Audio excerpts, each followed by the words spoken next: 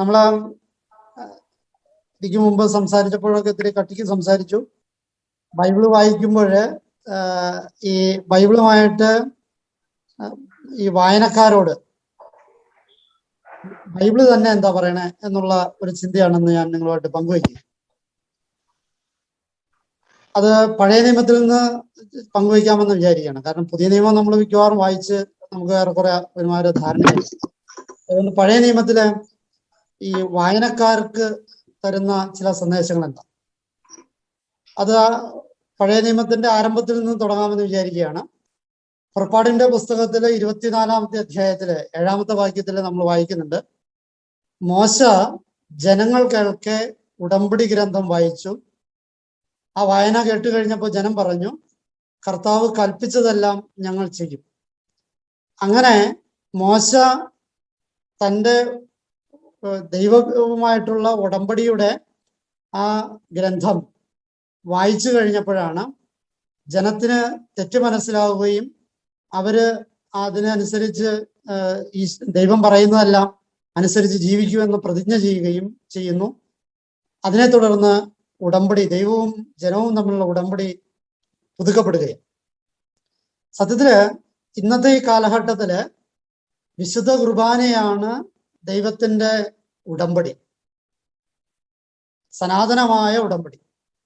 ആ ഉടമ്പടിയുടെ ആവർത്തനവും പുതുക്കലുമാണ് ബൈബിൾ വായനയിലൂടെ നടക്കപ്പെടുന്നത് എന്ന് സാരം. അപ്പോൾ ദൈവവും മനുഷ്യനുമായിട്ടുള്ള ഉടമ്പടിയും ഉടമ്പടിയുടെ പരമോന്നതമാണ് വിശുദ്ധ കുർബാന. അതിൻ്റെ ആ ഉടമ്പടിയുടെ പുതുക്കല് നടക്കുന്നത് വചനവായനയിലാണ് എന്ന് സാരം. രണ്ടാമതായിട്ട് നമ്മൾ നിയമാവർത്തന പുസ്തകം 17-ാമത്തെ അധ്യായം 19-ാമത്തെ വാക്യത്തില് ഇങ്ങനെ വായിക്കുകയാണ്, തൻ്റെ ദൈവമായ കർത്താവിനെ ഭയപ്പെടുകയും നിയമത്തിലെ എല്ലാ അനുശാസനങ്ങളും ചട്ടങ്ങളും ശ്രദ്ധാപൂർവം പാലിക്കുകയും ചെയ്താൽ ജീവിതത്തിലെ എല്ലാ ദിവസവും ചെയ്യാൻ വേണ്ടി ജീവിതത്തിലെ എല്ലാ ദിവസവും വിശുദ്ധ ഗ്രന്ഥം വായിക്കും. അപ്പൊ വിശുദ്ധ ഗ്രന്ഥം വായിക്കേണ്ടതിന്റെ ആവശ്യകതയാണ് ഈ നിയമാവർത്തന പുസ്തകത്തിൽ കാണുക. ഒന്ന്, ദൈവത്തെ ഭയപ്പെടണം. പഴയ നിയമത്തിന്റെ ഭാഷ ദൈവത്തെ ഭയപ്പെടണമെന്നാണെങ്കിൽ പുതിയ നിയമഭാഷ ദൈവത്തെ സ്നേഹിക്കണമെന്നാണ്. ഭാഷയിലുള്ള വ്യത്യാസങ്ങൾ നോക്കേണ്ട കാര്യമില്ല. ചുരുക്കി പറഞ്ഞാല് ദൈവവുമായുള്ള ബന്ധത്തെ ഉറപ്പിക്കാനായിട്ടുള്ളതാണ് എന്ന് സാരം. രണ്ടാമതായിട്ട് ദൈവം പറഞ്ഞിട്ടുള്ള കൽപ്പനകള് ശ്രദ്ധാപൂർവം പാലിക്കാൻ വേണ്ടി. നമ്മൾ ഒരുപക്ഷെ പാലിക്കുന്നുണ്ടാവാം, ചിലപ്പോൾ പാലിക്കുന്നില്ലായിരിക്കാം. പാലിക്കുന്നുണ്ടെങ്കിൽ തന്നെ അതത്ര ശ്രദ്ധയോടെ ആകണമെന്നില്ല. അപ്പൊ ആ വാക്ക് ശ്രദ്ധിക്കുന്നത് നല്ലതാണ്. ശ്രദ്ധ എന്നുള്ള കാര്യത്തിന് ഒരു ശ്രദ്ധയുള്ളത് നല്ലതാണ്. അപ്പം നമ്മുടെ ദൈവത്തിന്റെ കൽപ്പനകള് ശ്രദ്ധാപൂർവം പാലിക്കാൻ വേണ്ടിയിട്ടാണ് വചനം വായിക്കുന്നത് എന്നർത്ഥം. അപ്പം രണ്ട് കാര്യങ്ങളുണ്ട്. ഒന്ന്, ദൈവവുമായിട്ടുള്ള ബന്ധങ്ങള് ഉറപ്പിക്കുന്നതിന്. രണ്ട്, ദൈവത്തിന്റെ കൽപ്പനകള് ശ്രദ്ധാപൂർവം പാലിക്കാൻ വേണ്ടിയിട്ട്. മൂന്നാമതായിട്ട് നമ്മൾ നിയമാവർത്തന പുസ്തകം 31-ാമത്തെ അധ്യായം 11-ാമത്തെ വാക്യത്തിൽ വായിക്കുകയാണ്, എല്ലാവരും കേൾക്കെ വിശുദ്ധ ഗ്രന്ഥം വായിക്കണം. അത് കേട്ട് നിങ്ങളുടെ ദൈവമായ കർത്താവിനെ ഭയപ്പെടാൻ പഠിക്കുന്നതിനും നിയമം അക്ഷരം പ്രതി അനുസരിക്കുന്നതിനും വേണ്ടിയാണ്. അപ്പൊ അവിടെ രണ്ട് തലങ്ങൾ വരുന്നുണ്ട്. എല്ലാവരും കേൾക്കെ വായിക്കുമ്പോൾ അത് വായിക്കുന്ന ആൾക്ക് ദൈവത്തോടുള്ള ബന്ധത്തെ ഉറപ്പിക്കാൻ പറ്റും. ഒപ്പം തന്നെ വായിക്കുന്നയാളുടെ രണ്ടാം ഘട്ടം, അയാൾക്ക് നിയമങ്ങള് അക്ഷരം പ്രതി അനുസരിക്കാൻ പറ്റും. അപ്പൊ നിയമങ്ങള് നമുക്ക് കേട്ടുകേൾവിയുള്ള നിയമങ്ങളും വായിക്കുമ്പോൾ ഉൾത്തിരിഞ്ഞു വരുന്ന അതിൻ്റെ വ്യാഖ്യാനങ്ങളും, അപ്പൊ അതാണ് അക്ഷരം പ്രതി അനുസരിക്കുക എന്ന് പറയുന്നത്. അപ്പൊ അത് രണ്ട് തലത്തിൽ നടക്കണം. ഒന്ന്, വായിക്കുന്നയാളില്, രണ്ട്, കേൾക്കുന്നയാളില്. അപ്പൊ ഈ രണ്ടു കൂട്ടരിലും ദൈവമായിട്ടുള്ള ബന്ധം സ്ഥാപിക്കാനും നിയമം അനുസരിക്കാനും സാധിക്കുമെന്നുള്ളതാണ്.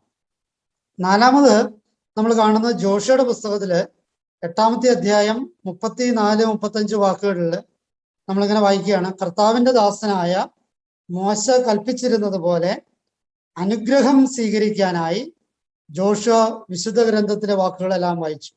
അപ്പോൾ ബൈബിൾ വായിക്കുന്നതിന്റെ മറ്റൊരർത്ഥം കൂടി അവിടെ തരികയാണ്. എന്തിനു വേണ്ടിയിട്ടാണ്? ദൈവത്തിന്റെ അനുഗ്രഹം സ്വീകരിക്കാൻ വേണ്ടിയിട്ടാണ് വചനം വായിക്കേണ്ടത് എന്ന് ജോഷുവയെ മോശ കൽപ്പന പ്രകാരം അറിയിച്ചിട്ടുണ്ട്. അപ്പോൾ ദൈവവചന വായന അനുഗ്രഹം സ്വീകരിക്കാനായിട്ടുള്ള വഴിയാണ് എന്ന് ജോഷുവ മനസ്സിലാക്കി. അതുകൊണ്ടാണ് ജോഷുവ അത് വായിക്കുക. ഇനി ആ വായനയ്ക്ക് ഒരു പ്രത്യേകതയുണ്ട്. ജോഷുവയുടെ വായനയ്ക്ക് തങ്ങളുടെ ഇടയിൽ പാർത്തിരുന്ന പരദേശികൾ അടങ്ങിയ ഇസ്രായേൽ സമൂഹത്തിലാണ് ജോഷുവ വായിച്ചത്. അപ്പൊ തങ്ങളുടെ വിശ്വാസികളുടെ ഒരു സമൂഹത്തിൽ മാത്രമല്ല, പരദേശികൾ മറ്റു വിശ്വാസികൾ കൂടി ഉണ്ടായിരുന്നു എന്നർത്ഥം. അപ്പോൾ വചനത്തിന്റെ ഈ പഴയ നിയമത്തിൽ നിന്ന് നമ്മളിങ്ങനെ വായിച്ചു വരുമ്പോൾ ഈ വചന വായനയുടെ ഉൾപ്പൊരുളുകൾ ആഴത്തിലേക്ക് വരുന്ന കാണാൻ പറ്റും.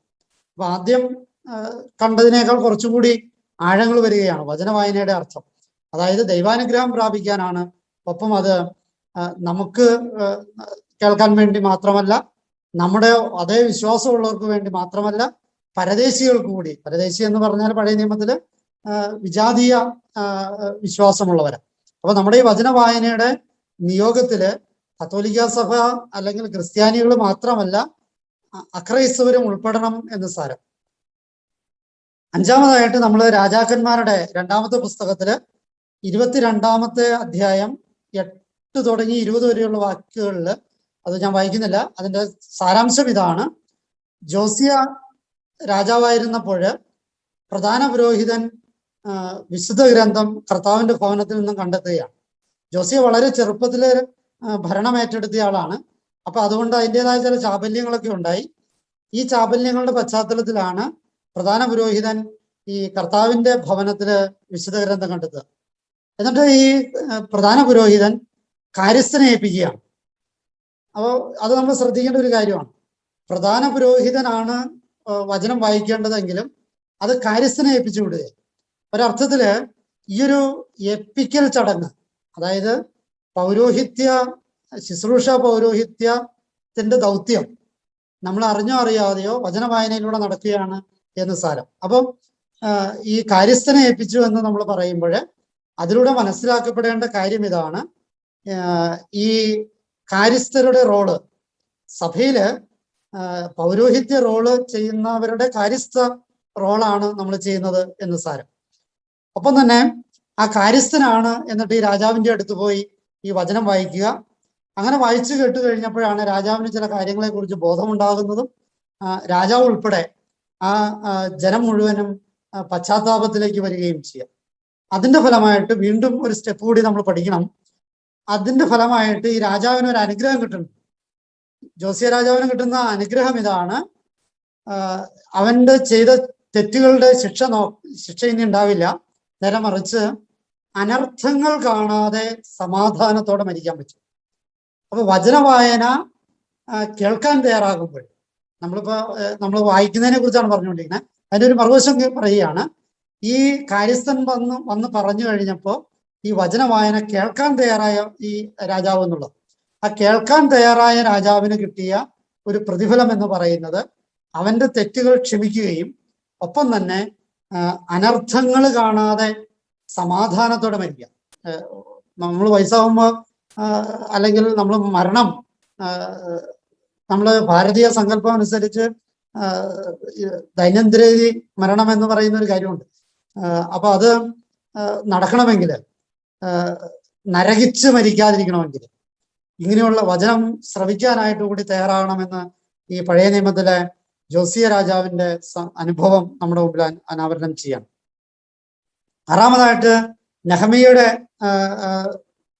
പുസ്തകത്തില് 8-ാമത്തെ അധ്യായം 3-ാമത്തെ വാക്യത്തില് ഇങ്ങനെ വായിക്കുകയാണ്. യസ്ര മൈതാനത്ത് നിന്നുകൊണ്ട് അതിരാവിലെ മുതൽ മധ്യാഹ്നം വരെ വിശുദ്ധ ഗ്രന്ഥം വായിച്ചു.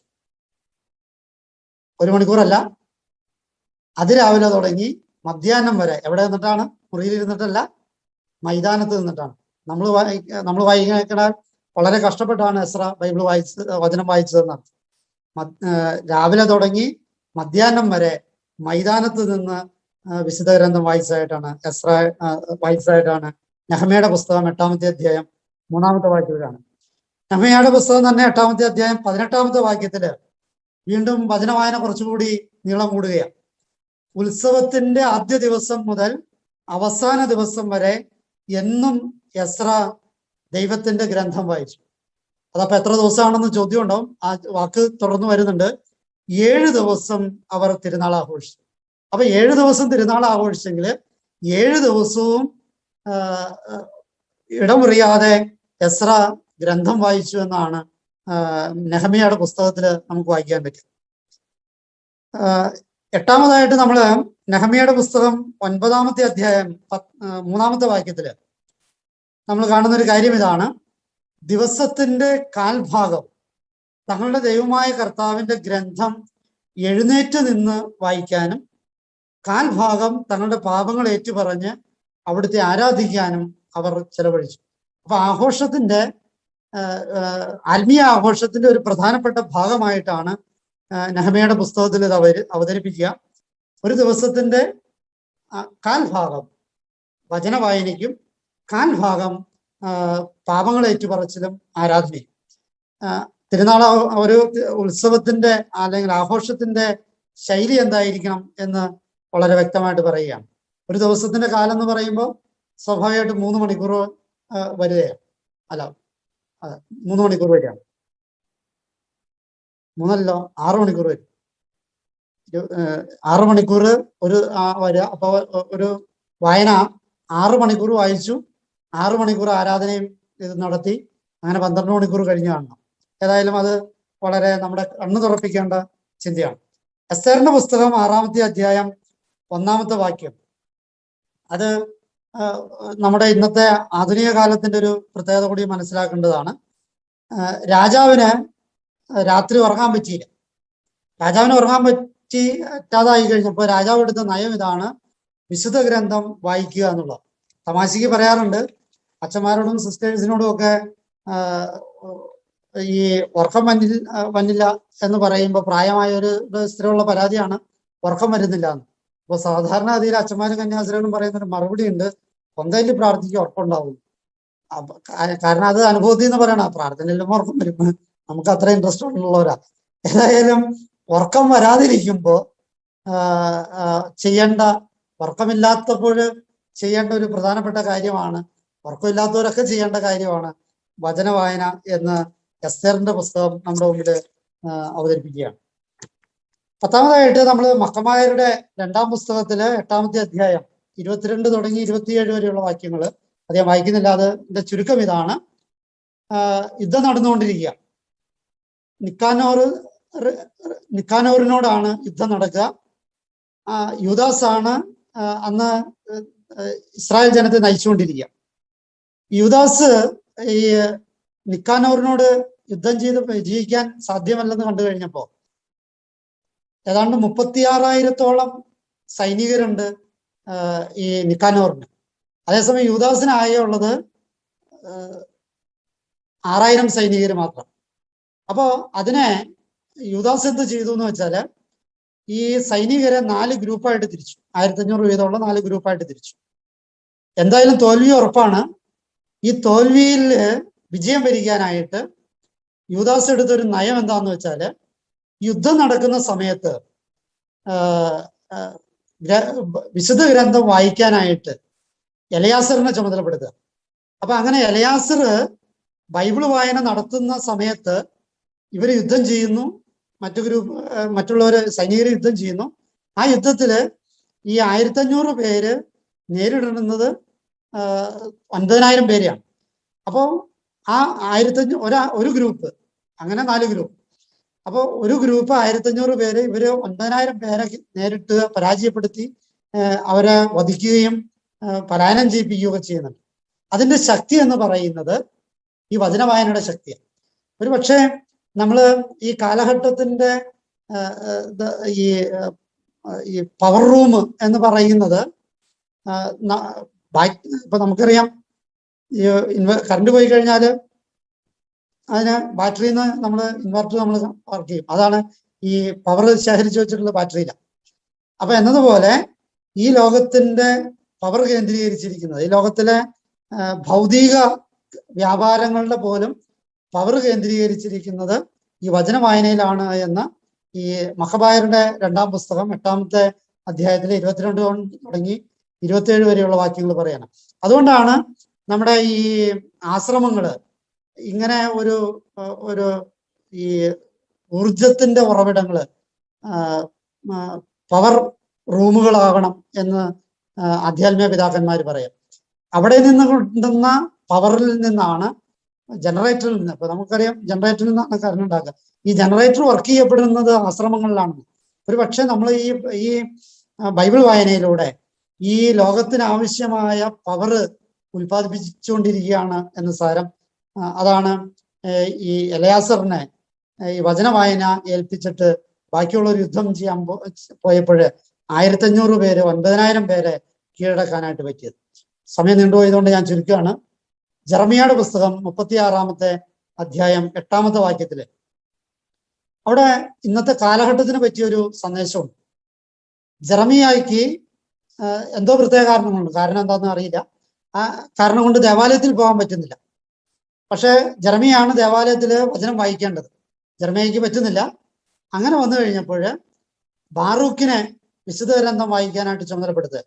ഞാൻ ഈ കാലഘട്ടത്തിൽ പ്രത്യേകത ഉണ്ടെന്ന് പറയാനുള്ള ഒരു കാരണം, ദേവാലയത്തിൽ പോകാൻ പറ്റാത്ത സാഹചര്യത്തില് വചന വായനയ്ക്ക് ഒരു പ്രത്യേകമായ സ്ഥാനമുണ്ട് എന്ന് ജെറമിയ ബാറൂക്കിലൂടെ നമ്മൾ ഓർമ്മപ്പെടുത്തുക. ക്ലിയർ ആയി വന്നോളൂ. പ്രത്യേകിച്ച് നമുക്ക് ദേവാലയത്തിൽ പോകാൻ പറ്റാത്തൊരു സാഹചര്യത്തില് വചന വായനയ്ക്ക് പ്രത്യേക ദൗത്യമുണ്ട് എന്ന് ഈ ജെറമിയ തൻ്റെ ശിഷ്യനായ ബാറൂക്കിനെ ചുമതലപ്പെടുത്തി ഏൽപ്പിച്ചു വിടുകയാണ്. നമ്മളൊക്കെ ബാറൂക്കുമാരാ.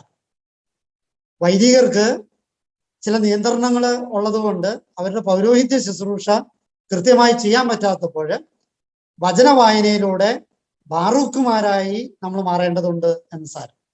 അവരുടെ ശുശ്രൂഷയ്ക്ക് നമ്മൾ വലിയ സപ്പോർട്ട് കൊടുക്കേണ്ടതുണ്ട് എന്ന് സാരം. ഈ ഒരൊറ്റ ചിന്തയോടുകൂടി ഞാൻ അവസാനിപ്പിക്കുകയാണ്. ഈ കാലഘട്ടത്തില് ജെറമിയാമാർക്ക് ഈ പരിമിതികളുള്ള കാലഘട്ടത്തില് ബാറൂക്കുമാരുടെ വായനകളാണ് ശക്തി കേന്ദ്രങ്ങളാകേണ്ടത് എന്ന് മാത്രം ഓർമ്മപ്പെടുത്തുന്നു. ഒരു നിമിഷം നമുക്ക് പ്രാർത്ഥിക്കാം. കാരണവാനായ കർത്താവെ, അങ്ങയുടെ വചന വായനയുടെ ഉൾപ്പൊരുളുകളെ തിരിച്ചറിയാനും അതിന്റെ ആഴങ്ങളെ മനസ്സിലാക്കാനും അതിനനുസരിച്ച് ഞങ്ങളുടെ ഈ ശുശ്രൂഷ ദൗത്യം ഏറ്റവും ഭംഗിയായിട്ട് നിർവഹിക്കാനും ഉള്ള കൃപ ഞങ്ങൾക്ക് ഓരോരുത്തർക്കും നൽകണമെന്ന് പ്രാർത്ഥിക്കുന്നു.